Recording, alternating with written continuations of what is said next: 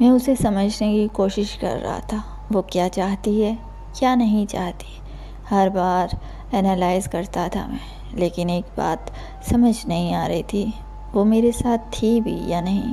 ہم ہر روز بات کرتے تھے، لیکن باتوں میں وہ فیلنگ نہیں تھی۔ اس کے ریپلائز چھوٹے ہوتے جا رہے تھے، ہاں ٹھیک ہے، دیکھتے ہیں، اور میں ہر لفظ کا مطلب نکالتا تھا۔ کبھی وہ بہت قریب آ جاتی، اتنا کہ لگتا سب ٹھیک ہو گیا ہے، اور اگلے ہی دن وہ ایسے بیہیو کرتی جیسے میں ایگزسٹ ہی نہیں کرتا۔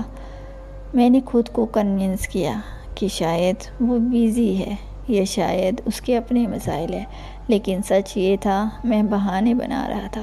میں ہر رات یہی سوچتا کہ کل سب ٹھیک ہو جائے گا، وہ خود میسج کرے گی، لیکن ہر صبح میں خود ہی انیشیٹ کرتا تھا۔